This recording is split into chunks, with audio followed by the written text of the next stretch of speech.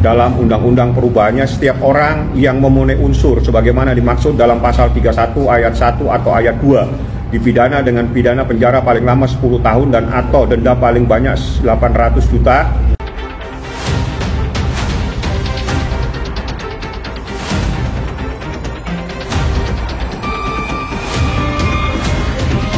Ada masa ketika publik menanti kejujuran, tetapi yang datang justru pengalihan. Itulah kesan yang tertinggal setelah kemunculan Reza Gladys di podcast Denny Sumargo.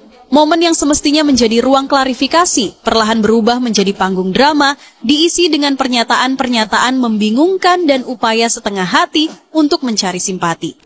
Kisah dimulai dari Reza Gladys yang mengakui bahwa dalam kasus pemerasan dan tindak pidana pencucian uang yang menyeret Nikita Mirzani dan asistennya, dialah yang lebih dulu menghubungi Dr. Oki.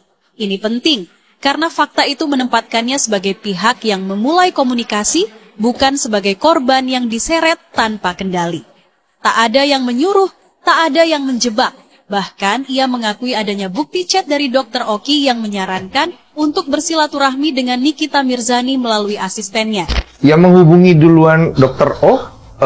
Kamu atau dia? Karena kita sering berkomunikasi, ya aku telepon, tapi nggak diangkat, ya udah. Berarti kamu yang duluan? Ki ini ditanya tujuannya untuk apa? Aku juga bingung karena aku nggak ada masalah, nggak ada kepentingan. Terus Oki bilang aja mau silaturahmi. Lalu aku caps gitu, terus aku kirim, ambil pesan yang dari Oki, terus aku kirim ke Mael mau silaturahmi Mael. Masalah yang lebih serius datang dari produk yang ia pasarkan. Alih-alih mengakui bahwa barang tersebut tidak memiliki izin edar, Reza malah membingkai produknya sebagai treatment yang hanya dilakukan di klinik. Ini karena pasien itu diarahkan untuk datang ke klinik. Iya, tapi di sini kamu nunjukin sudah ada BPOM-nya untuk itu ya? Iya, betul. Oke. Ini aku jual di live itu, aku jual treatment juga. Jadi aku jual facial, jual treatment, misalkan ya seperti glowing booster cell, jual treatment botox. Lebih jauh, Reza berdalih bahwa selama ini tidak pernah ada keluhan dari konsumen. Ia juga menyatakan bahwa produknya sudah tidak dijual lagi. Bukan karena ada masalah, tetapi karena memang tidak ada keluhan yang masuk. Emangnya ada kendala dengan treatment ini? Maksudnya ada pasien yang komplain gitu? Tidak ada yang komplain. Namun faktanya berkata lain. Beredar rekaman yang memperdengarkan pengakuan Reza sendiri bahwa ada pasien yang mengeluh setelah menggunakan produknya. Ia bahkan menyebut alasan tidak menjual lagi adalah karena produk tersebut memang menimbulkan masalah. Yang iya si booster cell itu tuh buat pasien buat di klinik. Kayak aku malah hidup aku kan. Itu 2023 kita jualan itu. 2023 sama awal tahun. Pastinya datang makanya kita nggak jual lagi. Pernyataan ini menunjukkan bahwa apa yang ia sampaikan di podcast tidak sepenuhnya mencerminkan kenyataan. Sebuah bentuk pengelakan yang justru memperkuat keraguan publik. Lebih ironis lagi, ketika semua bukti sudah mengarah pada penyimpangan, Reza tetap menolak disebut menipu. Seolah menjual produk tanpa izin dan menyebarkannya ke publik tanpa pengawasan medis adalah sesuatu yang bisa dibenarkan. Terus dibilang dokter penipu.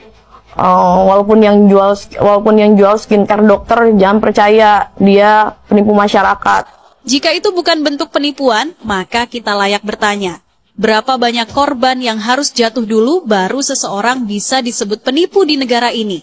Dan bagian paling lucu adalah ketika ia membahas gaya hidup mewahnya. Flexing di media sosial dibantah dengan alasan sekadar hiburan. Ya sebenarnya kan ini di media sosial mungkin kita butuh hiburan ya kok ya. Padahal semua tahu, flexing bukan bentuk hiburan. Flexing adalah strategi membangun citra, agar publik percaya, agar konsumen yakin, agar dagangan laku. Tapi, saat kebusukan mulai tercium, narasinya mendadak berubah. Bukan pamer, tapi hiburan. Bukan salah, tapi disalahpahami. Seluruh podcast itu pada akhirnya hanya menjadi arena cuci tangan. Air mata jadi alat, kesedihan jadi tameng, drama jadi perisai untuk menolak fakta. Dan yang sedang Reza Gladys pertontonkan bukan klarifikasi, tapi seni halus bermain sebagai korban dalam cerita yang dia ciptakan sendiri. Dan terakhir, alih-alih mendapat simpati dari masyarakat, yang terjadi justru sebaliknya. Ribuan komentar negatif membanjiri kolom komentar di video podcast Denny Sumargo. Ini bukan sekadar reaksi spontan. Ini tanda bahwa publik sudah jenuh dengan narasi yang tidak jujur. Masyarakat sudah tidak mudah lagi digiring ke sana kemari. Mereka bisa membedakan siapa yang berbicara berdasarkan fakta dan siapa yang sedang bermain sebagai korban untuk menutupi kesalahan. Bagaimana menurut Anda? Oke guys, ini baru hari ini banget ya gue denger video percakapan dari si Mail sama si Reza Gladys. Jadi kalau yang gue tangkep ya, sebenarnya itu bukan pemerasan sih, tapi ibaratnya kayak deal-dealan, tau gak lo? Deal-dealan supaya si Nick Mir enggak ngebocorin bahwa produknya si Reza Gladys itu berbahaya, atau maksudnya nggak berbepom dan jangan dipakai lah di masyarakat, nggak boleh beredar gitu. Ini bukan pemerasan deh kayaknya. Lagian kan Reza Gladys yang ngehubungin si Mail, bukan Mail yang ngehubungin si Reza Gladys kan. Tapi ya kalau misalkan Nick Mir bilang dia mau melindungi masyarakat gitu ya dari produk-produk berbahaya seperti ini, agak blunder ya. Soalnya lo juga mau nih disuruh untuk tutup mulut asal dibayar uang. Nah tapi balik lagi nih sama si Reza Gladys, lo kenapa setakut itu sih? Berarti bener dong kalau produk lo itu nggak berbepom dan nggak bagus untuk beredar di masyarakat. Di mana pelapornya adalah saya sendiri. SPDP ini terkait dengan adanya rekaman dalam kasus yang saat ini bergulir di Pengadilan Negeri Jakarta Selatan dengan terdakwa Nikita Mirzani. Jadi rekaman tersebut dilakukan oleh oknum yang merekam percakapan Ismail Marzuki. Ya, dan itu kami laporkan dan alhamdulillah sudah dilakukan proses penyidikan.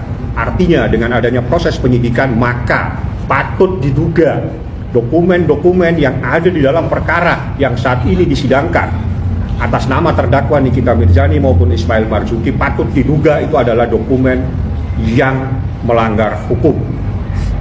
Sehingga saya akan meminta semua bukti-bukti tersebut untuk dinyatakan tidak berlaku dan untuk dinyatakan tidak mempunyai kekuatan untuk proses pembuktian.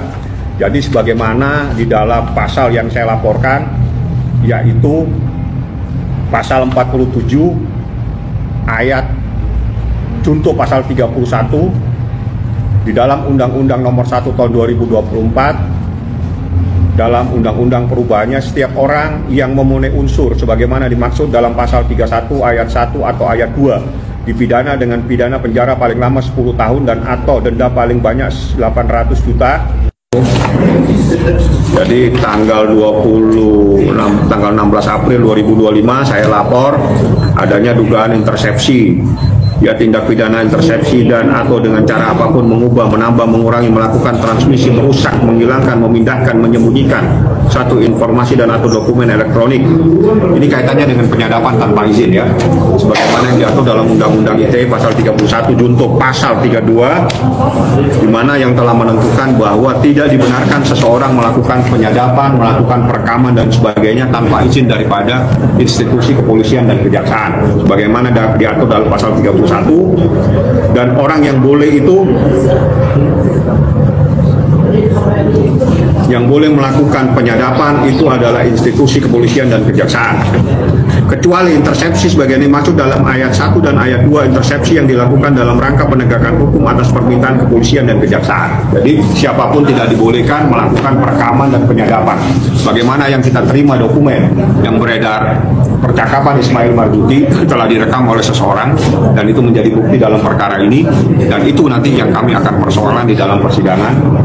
Di dalam persidangan terdakwa Nikita Mirzani ada bukti yang patut diduga bukti tersebut didapatkan dengan cara melanggar hukum.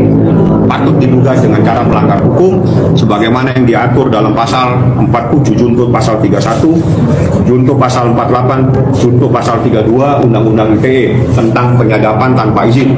Yang boleh melakukan penyadapan adalah atas perintah kepolisian dan atau kejaksaan. Seperti itu. Prosesnya saat ini masuk penyidikan. Artinya dengan penyidikan maka patut diduga telah ditemukan adanya peristiwa pidana atas perbuatan seseorang yang melakukan perekaman tanpa izin. Seperti itu.